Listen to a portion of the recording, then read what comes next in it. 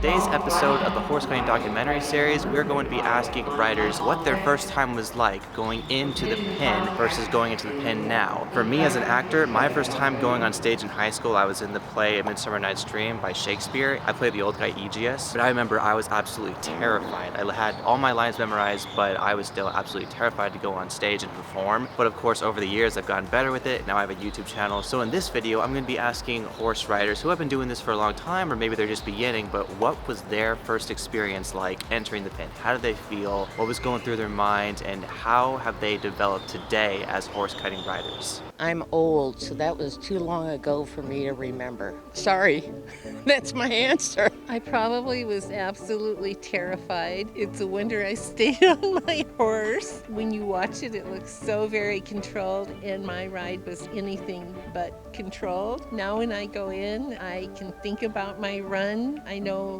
where my horse should be on the cow. I trust my kelp. It's just an overall much better experience. Oh my gosh.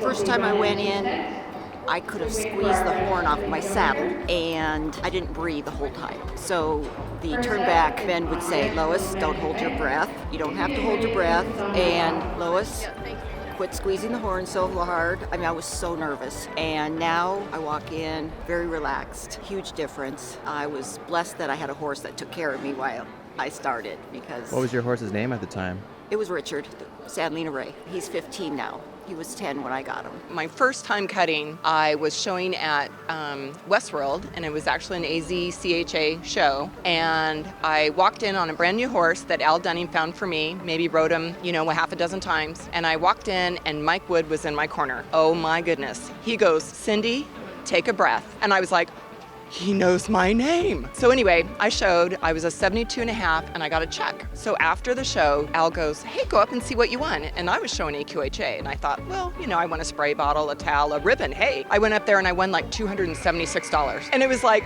you can win money at this. I was hooked. It was the best time. My first experience was a horse named Butterfly, and it was in a class that you didn't have to own the horse, so it was called the 500 Amateur. So I was borrowing a horse, and actually there were two other girls, and we rode the same horse in the same class. And so we wouldn't lope her because we didn't want to get her too tired, because she needed all of her energy, we thought, in the pen. So Butterfly, she was so excited about the cows that she would actually try to bite the cow, and so she kept creeping up the pen, and so pretty soon we'd be cutting right under the judges stand, or where you are as a videographer.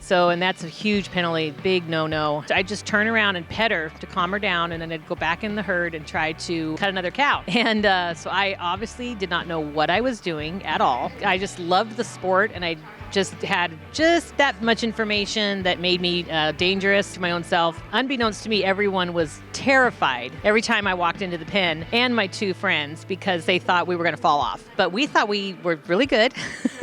I think the first check I got, it was for $30. Yes! Yeah! And I said to myself, my gosh, I'm going to be in this class forever, because it was the 500 amateurs. So you had to win over $500 to get out of that class. So I was convinced I was be in it for 10 years. So that was my first experience, which is so long ago, probably 27 years ago. And now, it's a whole new world. First of all, I have fantastic horses, and that's the key to being successful, is having great horses and a great trainer. It's a whole different ball game. Ignorance is bliss, and I kind of miss that feeling I had coming out of the pen, smiling ear to ear, even though I got like a 62 was the score. In cutting, it's between 60 and 80. So absolutely nerve-wracking.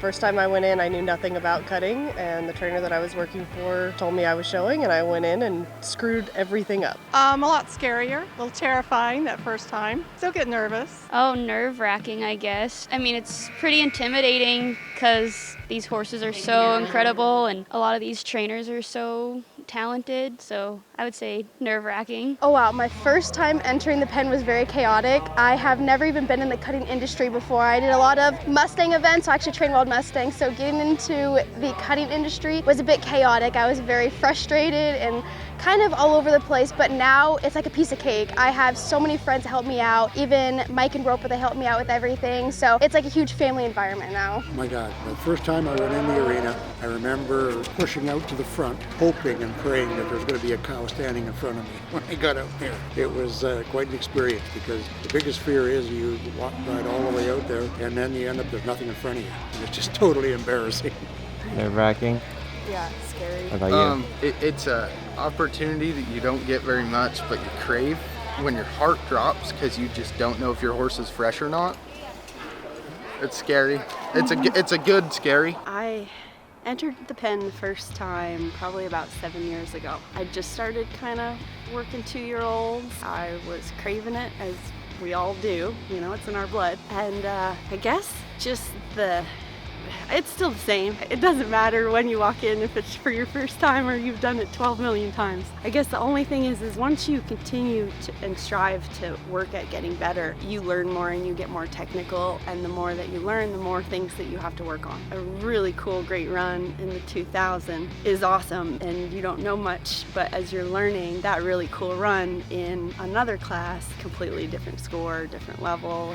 So that I would say would be the main difference. Thank you guys very much for your time in watching this documentary series. It really means a lot. If you guys have enjoyed any of these episodes, please make sure to hit that like button on YouTube. Also subscribe to Jeff Makes Films if you're interested in watching more of these horse documentary episodes. As well, if you're into film production, want to learn more about video production, audio production, everything film production related, then definitely be sure to check out some more playlists on this YouTube channel. I have a lot more to cover on this channel as the channel grows. Comment down your thoughts, what you thought of the video, and share this video with any friends who you think would also appreciate this video. This is Jeffrey from Jeff Makes Films, and I'll see you guys next time.